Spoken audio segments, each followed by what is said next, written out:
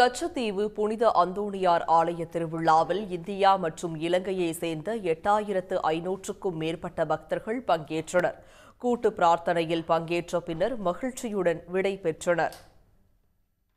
கடந்த 14-15 தேதிகளில் நடைபெற்ற கச்சத்தீவு திருவிழாவில் 78 விசைப்படகுகள், 22 நாட்டு படகுகளில் 3400க்கும் மேற்பட்ட ராமேஸ்வரம் பக்தர்கள் பங்கேற்றனர்.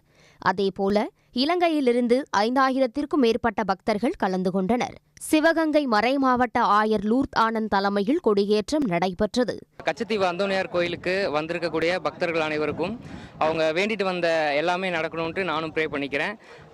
இலங்கை, இந்தியா இந்த ஒரே நாளில் மட்டும்தான், வருஷத்தில் 365 நாளில் இந்த 2 நாளில் மட்டும்தான் நமக்கு அனுமதி இருக்குது. இந்த வாய்ப்பை கொஞ்சம் நம்பர்ஸை இன்க்ரீஸ் பண்ணி, இன்னும் கொஞ்சம் வசதிகளை இன்க்ரீஸ் பண்ணி எல்லாருக்குமே சென்று சேரணும்ட்டு நான் வேண்டி கேட்டுக்கிறேன். தொடர்ந்து சிலுவை பாதை மற்றும் சப்பர பவனி நடைபெற்றது. இரவு முழுவதும் இந்திய இலங்கை பக்தர்கள் பிரார்த்தனையில் ஈடுபட்டனர். நெடுந்தீவு பங்கு தந்தை பத்திநாதன், வேர்கொடு பங்கு தந்தை அசோக் வினோ திருப்பலியில் பங்கேற்க 10 மணிக்கு கொடி இறக்கத்துடன் திருவிழா நிறைவடைந்தது. இரு நாட்டு மக்களும் உணவை பரிமாறிக்கொண்டு திருவிழாவை மகிழ்ச்சியுடன் கொண்டாடினர். பின்னர் கச்சத்தீவை விட்டு விடைபெற்றனர். கச்சத்தீவு பார்க்கணுன்றது நண்பர்களோடு வந்தோம். நண்பர்கள் வந்ததில் எங்களுக்கு ரொம்ப மகிழ்ச்சியான ஒரு செய்தியாக கிடைச்சிது. ஒரு வேண்டுதலோடு வந்திருக்கிறோம்.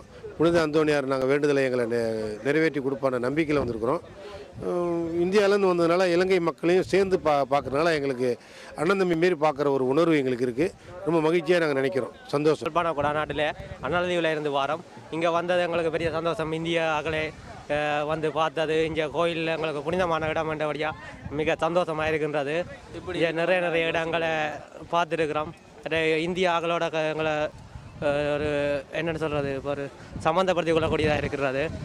மீனவர்கள் பிரச்சினை நீடிக்கும் நிலையில் ஆண்டுதோறும் நடைபெறும் கச்சத்தீவு திருவிழா இரு நாட்டு மீனவர்களிடையே நல்லுறவை பேணுவதாக அமைந்துள்ளது. உடனுக்குடன் செய்திகளை தெரிந்து கொள்ள சன் நியூஸ் பெல் ஐகானை கிளிக் பண்ணுங்க.